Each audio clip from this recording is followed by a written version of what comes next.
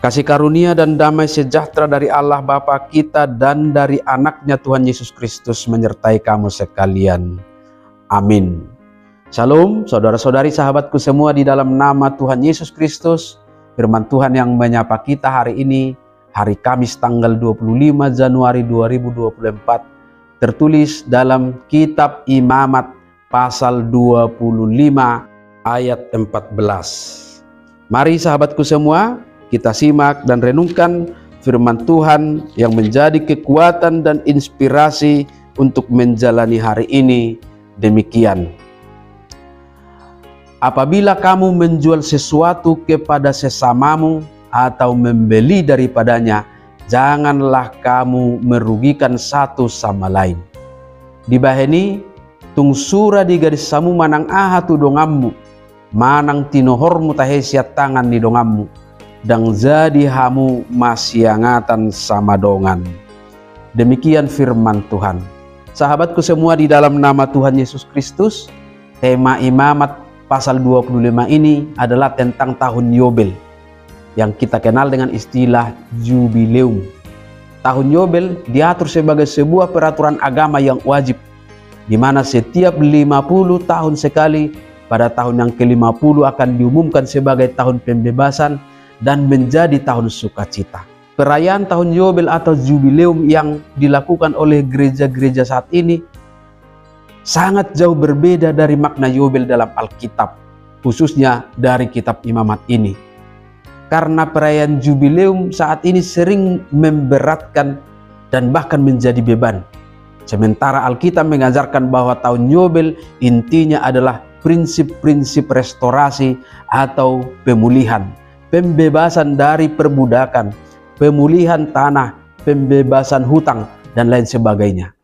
Dan ternyata lewat nas ini, Yobel juga menjangkau sampai kepada pemulihan ekonomi yang menekankan prinsip berkeadilan, di mana transaksi jual beli harus selalu berorientasi pada simbiosis mutualisme, transaksi yang harus saling menguntungkan dan tidak boleh merugikan sesama kita. Apabila kamu menjual sesuatu kepada sesamamu atau membeli daripadanya, janganlah kamu merugikan satu sama lain. Sahabatku semua, di era modern ini kita dapat merefleksikannya sebagai sebuah prinsip keadilan dalam berbisnis.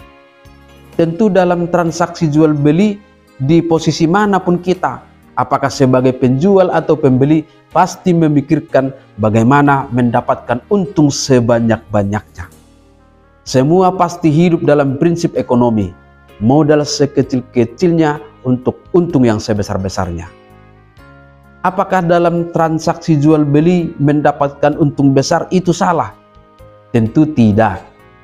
Itu tidak salah, tetapi kita diingatkan supaya dalam usaha memperoleh untung besar, janganlah melakukan sesuatu yang justru merugikan orang lain. Oleh sebab itu, yang dituntut dalam transaksi itu adalah kejujuran. Jika menjual sesuatu, jujurlah. Jujur dalam kualitas.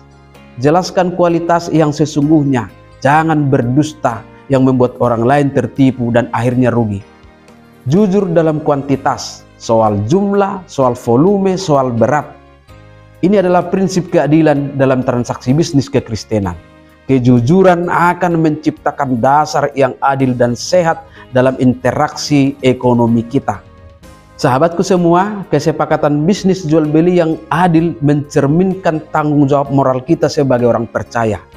Karena dengan demikianlah kita memberikan penghormatan pada Allah yang menciptakan standar nilai yang menuntun kita kepada tindakan-tindakan yang benar. Intinya, bisnis atau transaksi jual beli yang adil adalah wujud dari ketaatan kita kepada firman Tuhan. Ketika kita hidup dalam kejujuran ini, maka pasti setiap hari kita akan selalu bersuka cita menikmati setiap usaha dan setiap transaksi yang sedang kita lakukan kepada sesama kita. Amin. Selamat beraktivitas, Tuhan memberkati.